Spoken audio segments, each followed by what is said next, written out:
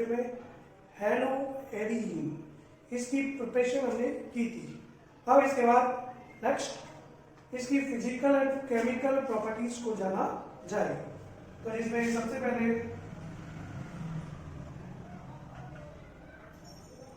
हम बात करते हैं फिजिकल प्रॉपर्टीज।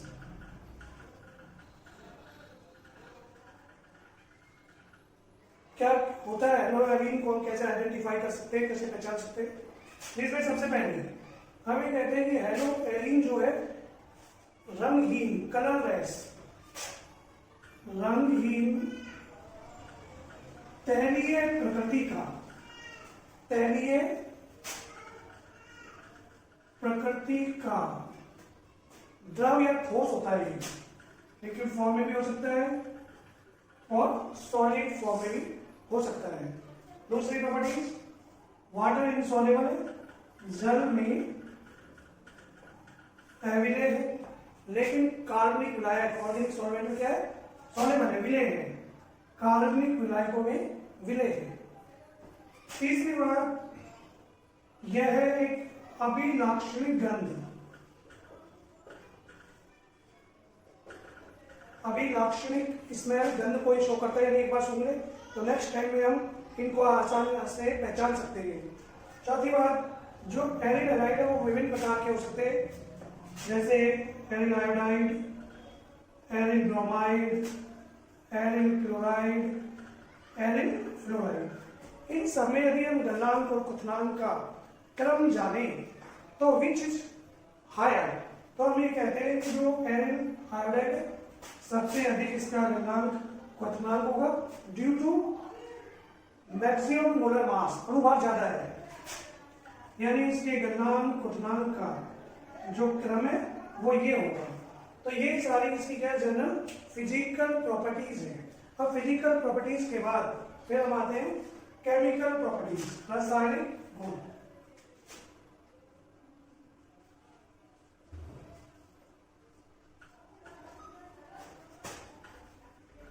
केमिकल प्रॉपर्टीज हमें कहते हैं कि जो हेलो एरीन है विभिन्न प्रकार की रासायनिक क्रियाएं देते हैं, जिनको हमने विभिन्न कैटेगरी में डिवाइड कर दिया, जिसमें सबसे पहले हम जानेंगे इलेक्ट्रॉन स्नेही प्रतिस्थापन अभिक्रिया। प्रतिस्थापन अभिक्रिया इलेक्ट्रोफाइल सब्स्टिट्यूशन रिएक्शन है। हम ये कहते हैं कि हेलो एरीन में एक चीज हमें पता लग जाए तो एक आसानी से याद हो जाएगी, वो क्या? हम ये कहते हैं कि जो हेलो एरीन है ये एक्चुअल में आर्थो व पैरा निर्देशी होता है। आर्थो व पैरा निर्देशी क्या मतलब है? इसका अर्थ यह है कि जो इलेक्ट्रोफाइल होता है जब वो अटैक करेगा तो इस बेंजीन वलय की आर्थो एवं पैरा पोजीशन पर अटैक करेगा। अब वहीं पर क्यों करता है, इसका कारण क्या है? इसका कारण कि इसमें जो ये एल्किल ग्रुप है, हेलोजन ग्रुप है, इसका प्लस आर इफेक्ट है, रेजोनेंस इफेक्ट, अनुनाद प्रभाव है, जिसके कारण क्या होगा कि आर्थो व पैरा पोजीशन पर इलेक्ट्रॉन डेंसिटी क्या हो जाएगी? अधिक हो जाएगी। ये सब हमें पता लगता है इसकी अनुनादी संरचना से, जिसको याद ढंग से समझना। मैंने यहाँ इसकी क्लोरोबेंजीन की फॉर्म में स्ट्रक्चर बनाई है, लॉन्ग पेयर। अब होता क्या है कि ये इसके लॉन्ग पेयर यहाँ आएंगे, पाई बॉन्ड का सब्स्टिट्यूशन होगा इधर, जिससे ये अनुनादी संरचना को शो करेगा। यहाँ हो जाएगा नेगेटिव और यहाँ हो जाएगा पॉजिटिव। इसके बाद ये इस वाले में राउंड करेगा इस तरह से, ये हो गया यहाँ नेगेटिव, बाकी ऐसे की ऐसे पॉजिटिव। इसके बाद फिर आगे ये मूव करेगा इधर, तो अगली स्ट्रक्चर ऐसे,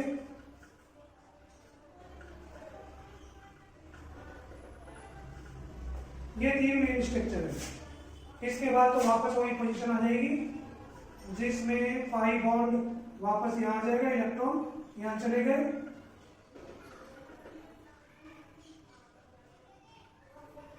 अब इन तीनों स्थिति पर हम देख रहे हैं कि आर्थो और पैरा पोजीशन पर इसमें इलेक्ट्रॉन डेंसिटी ज्यादा है, तो इलेक्ट्रोफाइल जो होता है वो कहाँ अटैक करता है? आर्थो और पैरा पोजीशन पर। इसीलिए इसको कैसा माना जाता है? आर्थो व पैरा निर्देशी माना जाता है। तो ये बेंजीन के कंपैरिजन में थोड़ा कम क्रियाशील हो जाता है। इसका कारण ये है कि इसमें जो Cl समूह का प्लस R इफेक्ट है वो इलेक्ट्रॉन घनत्व को कम कर देता है, इसलिए इसकी क्रियाशीलता बेंजीन की कंपैरिजन में कम होती है रेफरेंस टू इलेक्ट्रॉन स्नेही प्रतिस्थापन अभिक्रिया। अगर भाई क्या होती है इसके कुछ एग्जाम्पल से हम समझेंगे। इसके जो एग्जाम्पल अगर हम देखें तो सबसे पहला हम क्लोरीन से रिएक्शन करते हैं भाई Cl2, क्लोरीन से अभिक्रिया। उसमें होता क्या है कि जो क्लोरोबेंजीन है,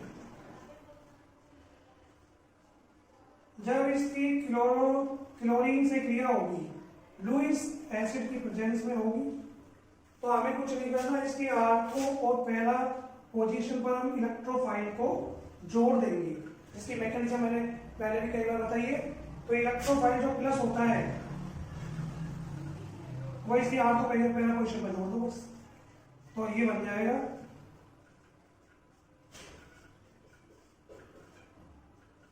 ये आर्थो डाइक्लोरोबेंजीन और ये बन गया पैरा डाइक्लोरोबेंजीन। ऐसे ही दूसरी रिएक्शन हम इसमें दिखा सकते हैं भाई कंसंट्रेट सांद्र H2SO4 से। सांद्र H2SO4 से भी जब रिएक्शन होगी तो आर्थो और पैरा प्रोडक्ट बनेंगे, जिसको हम कैसे शो करेंगे?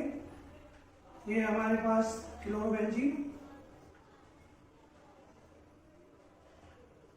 इसकी रिएक्शन करा दीजिए सल्फ्यूरिक अम्ल से, जिसमें ये माइनस और ये इलेक्ट्रोफाइल की फॉर्म में। ध्यान रखने के लिए इस आर्थो पैरा पेज पर जोड़ दो।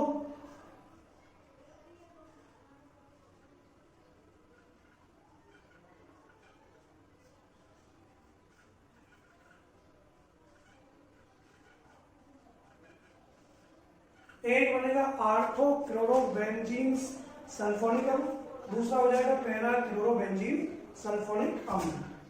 आर्थो क्लोरोबेंजीन सल्फोनिक अम्ल इसका नाम है, और ये कौन सा हो गया? पैरा क्लोरोबेंजीन सल्फोनिक अम्ल। ऐसे ही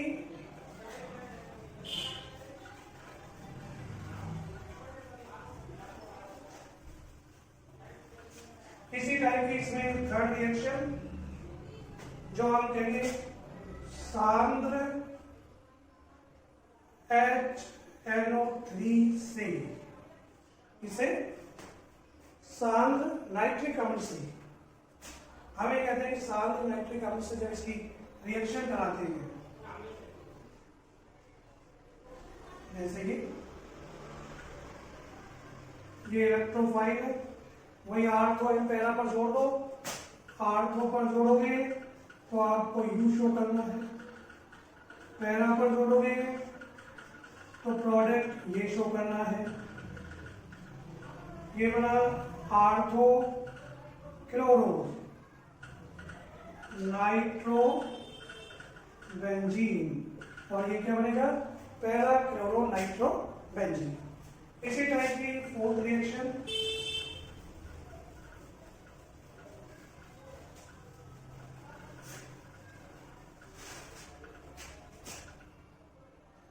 भाई CH3Cl से, इससे हम रिएक्ट करा सकते हैं।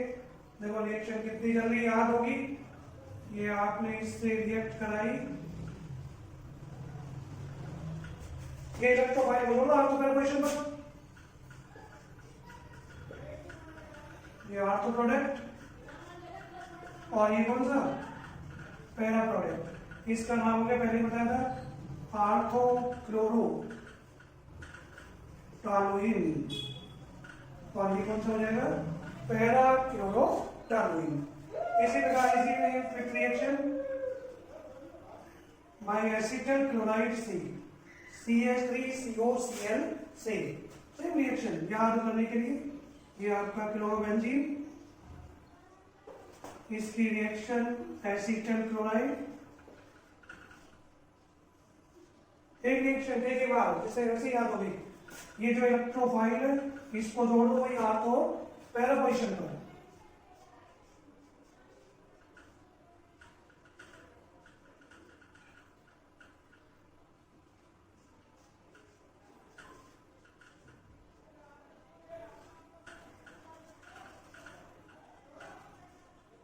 ये बना आर्थोक्लोरो एसीटोफिनोन, इसका नाम है आर्थोक्लोरो एसीटोफिनोन,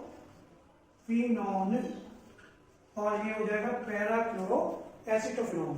तो कहने का मतलब ये रिएक्शन हो गई इलेक्ट्रॉन स्नेही प्रतिस्थापन अभिक्रिया। और अब इस इलेक्ट्रॉन स्नेही प्रतिस्थापन क्रिया के बाद फिर हम दूसरी प्रकार की रिएक्शंस, सेकंड कैटेगरी इसकी हम जानते हैं, यानी बी नंबर अगर हम बात करें तो हम कह सकते हैं रिएक्शन विद मेटल, धातु के साथ अभिक्रिया।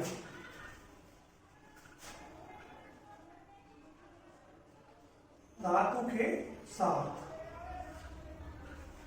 भाई मेटल भी बहुत सारे होते हैं, तो विभिन्न प्रकार की इसकी रिएक्शंस है।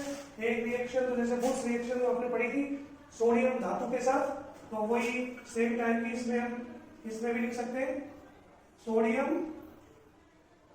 धातु से। हमें कहते हैं कि जो एरिल हैलाइड है इनकी रिएक्शन सोडियम धातु से होती है। किस धातु से? सोडियम धातु से, in the presence of ether. तो डाईफेनिल बनेगा,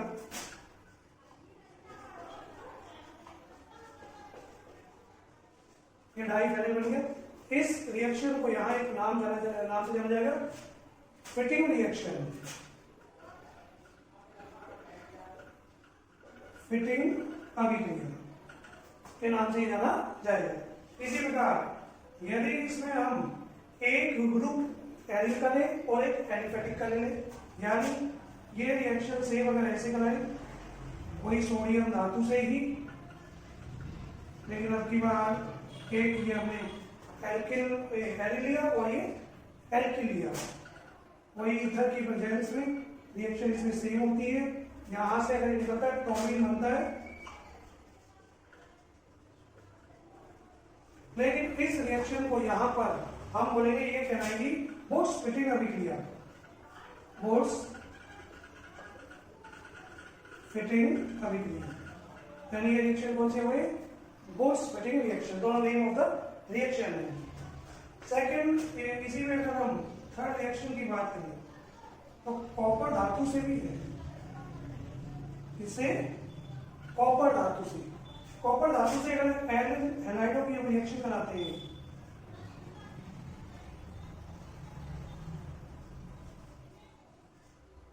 आई की फॉर्म में भी दिखा सकते हो। यहां से वही डाईफेनिल बन जाएगा, इसमें ये दोनों आपस में अटैच होंगे, डाईफेनिल बन गया। इस रिएक्शन को हम एक नाम से जानेंगे, वो है उन्मान अभिक्रिया। This reaction is known as उन्मान रिएक्शंस। तो ये रिएक्शन होगी कॉपर धातु से, तो एक और मैग्नीशियम धातु से। यदि हम एरिल हैलाइड की रिएक्शन मैग्नीशियम धातु से कराते हैं in the presence of ether की प्रेजेंस में होती है, तो गिलिया रिएजेंट बनता है, ये अटैच हो जाएगा, तो ये बन जाएगा CH5Cl